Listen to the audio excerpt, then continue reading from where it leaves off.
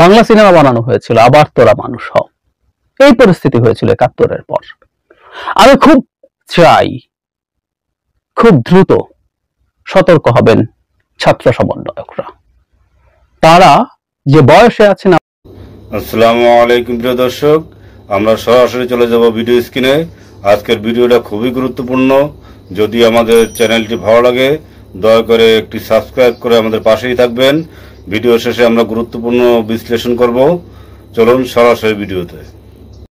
শাহজালাল বিজ্ঞান ও প্রযুক্তি বিশ্ববিদ্যালয়ে একটা ভিডিও গতকাল ছড়িয়ে পড়েছে। আপাত দৃষ্টিতে খুব সাধারণ মনে হলেও সেই ভিডিও এবং এর পরে মিডিয়ায় সেই ভার্সিটির কিছু মানুষজনের বক্তব্য শুনলে আমাদের অনেকের খুব অবাক লাগতে পারে এবং এই প্রশ্ন আবার আমাদের সামনে এসে হাজির হতে পারে, এটা আওয়ামী লীগের বাংলাদেশ কিনা।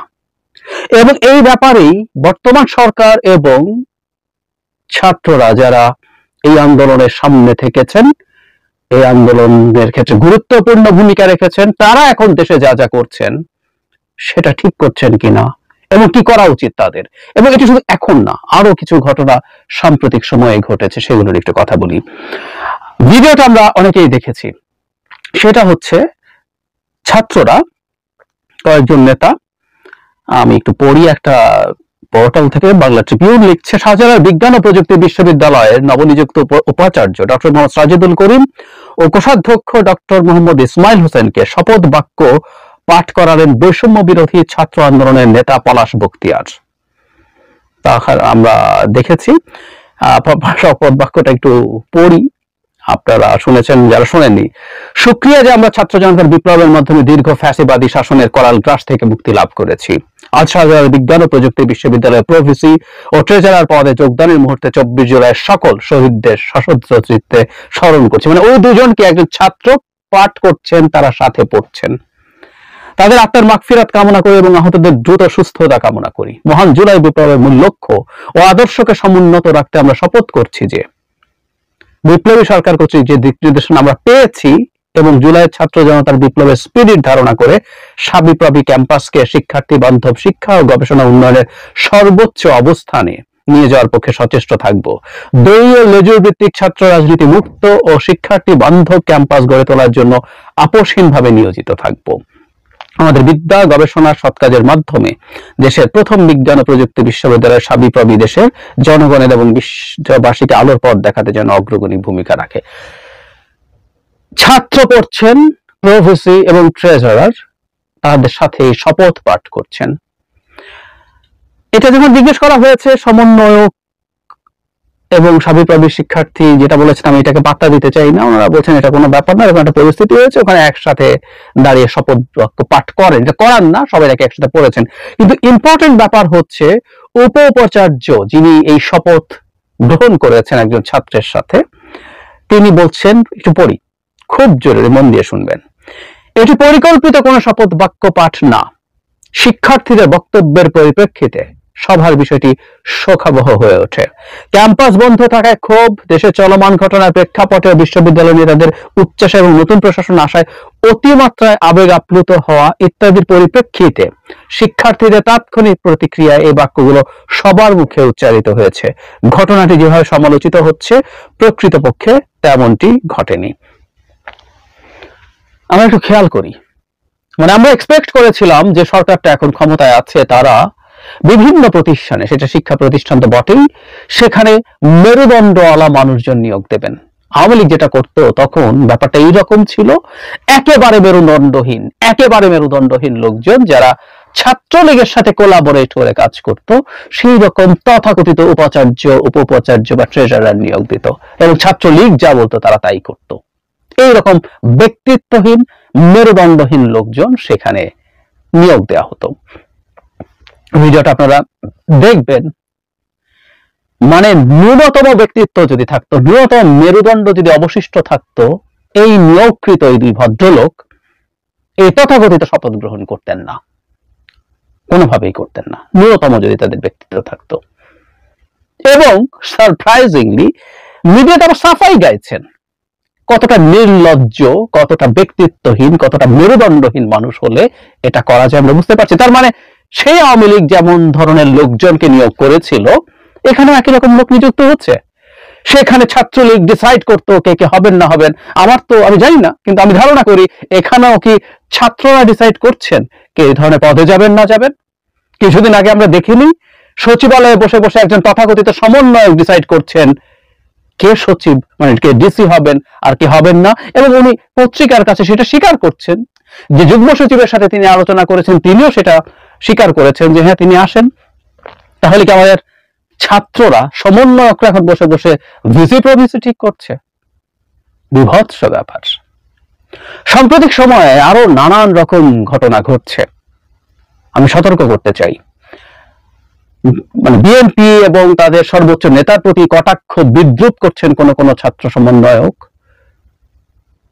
মানে আমার কথাটা খুব স্পষ্ট, রাজনীতি যদি তারা করেন তাহলে অবশ্যই প্রতিপক্ষ রাজনৈতিক দলের সমালোচনা করতে পারেন, না করলেও পারেন, আর সমালোচনা করাই যায়, কিন্তু যেভাবে যে ভাষায় তারা করছেন কোনোটাই শোভন হয়নি। খুবই অশোভন ভাবে সেটা করা হয়েছে, খুবই অশোভন ভাবে করা হয়েছে। সমালোচনা কোনটা গঠনমূলক সমালোচনা, কোনটা ব্যঙ্গ বিদ্রুপ করা, তাচ্ছিল্য করা, এটুকু মানুষের শুধুমাত্র কি বাক্য বলছেন তা না, the inflection of voice matters, the body language matters, এবং ওগুলোই বেশি মেসেজ কমিউনিকেট করে। সুতরাং তারা সেগুলো করেছেন। শুধু তাই নয়, জাহাঙ্গীরনগর ইউনিভার্সিটিতে একজন ছাত্রলীগ নেতাকে পিটিয়ে হত্যা করা হয়েছে, সেখানেও একজন সমন্বয়ক জড়িত ছিল।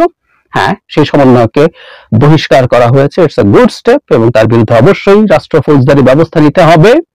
কিন্তু জড়িয়ে পড়ছেন তারা এই ব্যাপারগুলোর সাথে এই রকম ভাবে। আরো বেশ কিছু ফর্মালি মিডিয়ায় আসে নাই। বহুবার বলি যে আমরা এই সমাজে বাস করি, আমাদের আশপাশে বহু মানুষজন আছে, তাদের কাছ থেকে নানা রকম তথ্য আমরাও পাই। তাতে এটা ভালো লক্ষণ না। বিভিন্ন সময়, বিভিন্ন ক্ষেত্রে, বিভিন্ন খানে তারা যা করছেন, অনেক ক্ষেত্রেই তারা সীমা লঙ্ঘন করছেন। একটা কথা মনে রাখা দরকার আছে, খুব জরুরি ভাবে মনে রাখা দরকার আছে, ছাত্ররা নিজেদেরকে এই মুভমেন্টের জন্য বা যেভাবে দেখাতে চান, আবার কেউ কেউ দেখাতে চান, বা তাদের কথার মধ্যে এক ধরনের প্রচ্ছন্ন স্বীকৃতি আছে বা দাবি আছে, আমি ওটার সাথে একমত নই। সরি, খোলাখুলি কোনোদিন আরো বলবো। কিন্তু এটা সত্য, এই ছাত্ররা খুবই গুরুত্বপূর্ণ ভূমিকা পালন করেছেন, জীবনের ঝুঁকি নিয়েছেন, কোনো সন্দেহ নাই। এই অভ্যুত্থান যদি ব্যর্থ হতো, শেখ হাসিনা যদি থাকতো, অনেকের মৃত্যুদণ্ড হয়ে যেতে পারত, অনেকেই জেলে থাকতেন দীর্ঘ সময়ের জন্য। এই ঝুঁকিগুলো তারা নিয়েছেন। সুতরাং এই জাতি, এই রাষ্ট্রের ইতিহাসে তাদের নাম লেখা থাকবে, অনিবার্যভাবেই থাকবে, কোনো সন্দেহ নাই। তারা রাস্তায় মারা যেতে পারতেন, গুলি খেয়ে পারতেন। সো এই ঝুঁকিগুলো তারা নিয়েছেন। এই আন্দোলনের যে দীর্ঘদিনের জমা বারুদ, বহু বছরের জমা বারুদের স্ফুলিঙ্গ তৈরি করেছেন, তাদের সেই কৃতিত্ব আছে, সেটা সবাই স্বীকার করে, তাদেরকে সে সম্মান এবং শ্রদ্ধার জায়গাটা মানুষ দেয়। কিন্তু জরুরি কথাটা হচ্ছে তারা সেটা ধরে রাখতে পারবেন কিনা, এটা খুব জরুরি প্রশ্ন। আমাদের ইতিহাস আছে, বাংলাদেশ এবারই প্রথম কোন অভ্যুত্থান সফল করেনি। 90-এর গণ অভ্যুত্থানের সফল নায়করা অনেকেই খুব অল্প সময়ের মধ্যে নানাভাবে বিতর্কিত হয়ে গিয়েছিলেন। আমাদের 71-এর মুক্তিযোদ্ধাদেরও বিতর্কিত হয়ে যাওয়ার প্রচুর ইতিহাস আছে। অনেক কিছু তারা করেছেন যেগুলো সঠিক ছিল না, এবং তখন তাদের হাতে অস্ত্রও ছিল, সে সময় আরো ভয়ঙ্কর ছিল।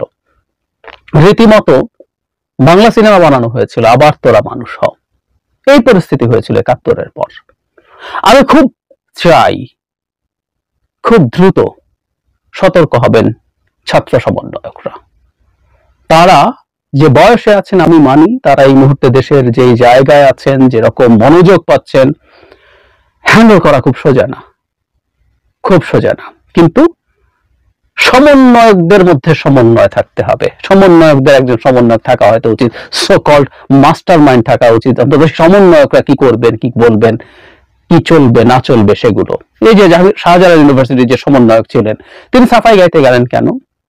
তার লিস্ট যদি নৈতিকতা থাকতো, তার মানে খুব সহজে বলে ফেলা উচিত ছিল, এটা উচিত হয় নাই। আমি এটাকে কন্ডেম করি না। তিনি ছাত্রলীগ সভাপতিরা যেভাবে কথা বলে ভার্সিটি, সেভাবে কথা বলছেন, আমি ডিনাউন্স করি যেভাবে উনি বলেছেন, যা বলেছেন, সরি। এবং এসব মেরুদণ্ডহীন লোকজনকেও যদি আবার বসানো হয়, it's the repetition of the same story, sorry. মুভমেন্টে ছাত্ররা রোল প্লে করেছে, এই মুভমেন্ট আর অনেকে রোল প্লে করেছে। এবং শুধু জুলাই মাসে বিপ্লব হয় নাই, এই গণ অভ্যুত্থান হয় নাই, বহু বছর থেকে বহু মানুষের বহু রকম লড়াই এর সাথে যুক্ত আছে। সুতরাং সবাই যে বাংলাদেশটা দেখতে চায় সেই বাংলাদেশটা হতে হবে, অন্তত সেই বাংলাদেশ হচ্ছে সেই লক্ষণ দেখা যেতে হবে। সেই লক্ষণ যদি দেখা না যায়, সেই বাংলাদেশ যদি না হয়, খুব বেশি সময় লাগবে না এই ছাত্ররা তাদের সব গৌরব শেষ করে ফেলবেন।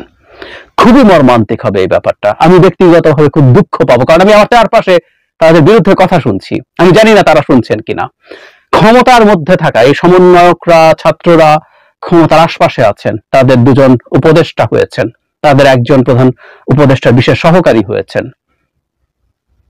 তিনি সমন্বয়ক হয়তো ছিলেন না, কিন্তু তিনি খুব অ্যাক্টিভলি ছিলেন এই মুভমেন্টে, সেটা অনেকেই বলছেন, আই রিয়েলি ডোন্ট নো। কিন্তু ক্ষমতার সাথে থাকলে যদি অন্ধত্ব তৈরি হয়, ঠিক ছাত্রলীগের যা যা হয়েছিল, সে মনে করতো সব ঠিক করছে, কিন্তু না, আপনার একটু কান পাতুন আশপাশে, আপনাদের সম্পর্কে নানা রকম ফিসফাস আছে চারপাশে। এই সরকারকে, এই মুভমেন্টকে খুব সিরিয়াসলি আমরা ধারণ করি, সে কারণে হয়তো এখনো খুব বেশি কথা বলতে চাইছি না, কিন্তু পরিস্থিতি যা তৈরি করছেন তারা কথা বলতে হচ্ছে, কথা হয়তো আরো কঠোর করতে হবে, খুব সতর্ক থাকতে হবে তাদেরকে। আমি কোনোভাবেই চাই না এত বিরাট একটা ঘটনার মধ্যে ইনভলভ থাকা ছাত্ররা শেষ পর্যন্ত খুব অল্প সময়ের মধ্যে বিতর্কিত হবেন, বদনাম করবেন। আমি কষ্ট পাবো অন্তত, কিন্তু তাদের লক্ষণ আমি খুব একটা ভালো দেখছি না। প্রিয় দর্শক, আপনাদের গুরুত্বপূর্ণ মতামত জানাতে পারেন আমাদের কমেন্ট বক্সে। প্রত্যেকে ভালো থাকবেন। আল্লাহ হাফেজ।